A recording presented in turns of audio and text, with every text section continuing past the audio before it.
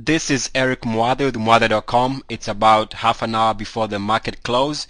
Dow is called up 180 points for the day.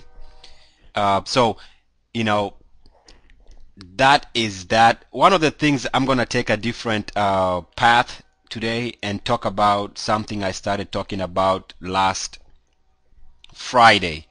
And that is the idea that I think as a group, the investor base is really paying too much attention on what the Dow is doing, what the Nasdaq is doing, and then there's this obsession, this challenge people seem to have with themselves to conquer the FAS contest, and that's a very tough contest to win because you're fighting a lot of forces. Stocks move, they move so fast. Your stops get, you get stopped out, and there's volatility to be considered in all these things. It's like you're trading options when you use FAS and FAZ. A lot of people are caught up in that game. It's like a drug. And I want to step back and just show you some charts.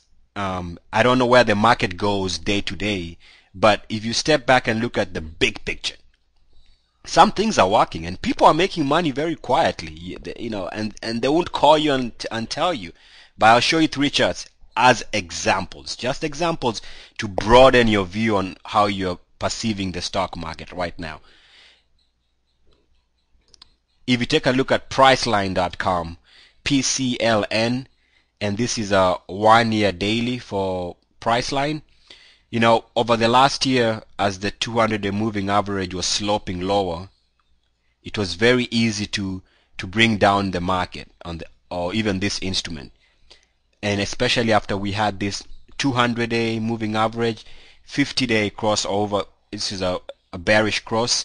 And now what is happening is that this instrument has been finding support since late last year on its 50-day. So it's finding support over time.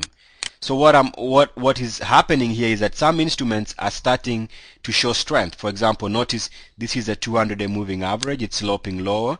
At some point they might intersect, and this is usually a long-term buy signal for those who like to buy and hold. So even though a lot of people are talking about the market going to lower, the Dow breaching its lows in March and going to 5,000, 4,000, even though that does remain a possibility, it's always a possible. But understand that people are actually trading a different strategy now. They are not caught up in the moment to moment move in the Dow. They are trying to find ideas that are showing relative strength. And I just showed you one here. All right. Take a look at another one. This is MBI. Now MBI, this stock has seen used to trade, I think, in the hundreds. Recently, as of March, made a low of around $2. These stocks have been down a whole lot.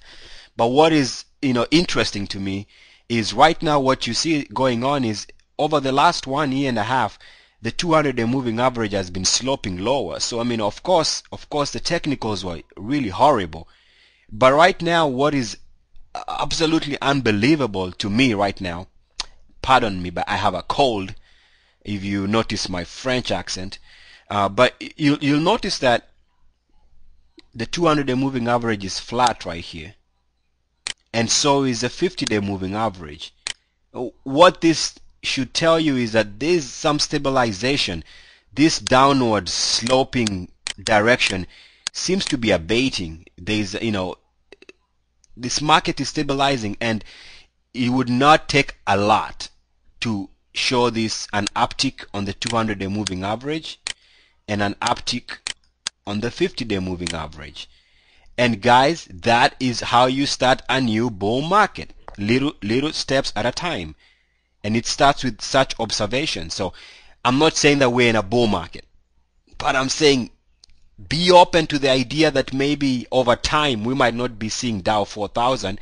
We might be seeing Dow 9,000 or Dow 10,000 over time.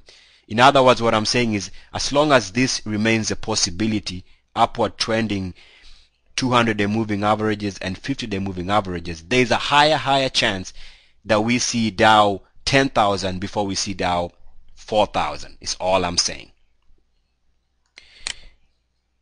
Take a look at one more. This is a KIKR. This is in the retail space. Of course, the consumer is rumored to be dead. I don't know. I have breath in my lungs. I'm sure you do too. You know, you might not be spending as much, but you're not dead. You know, you pull back in your spending. But check this out. Here's a small cap stock. Nobody cares much about it. But since October, it's moved from $1, $1.75, and now trading at $4.75.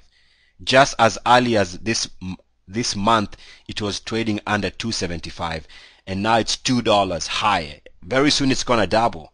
So while everybody's caught up in this game, you know, playing the obvious candidates, people are making money playing very little ideas, you know. So I'd leave you with that.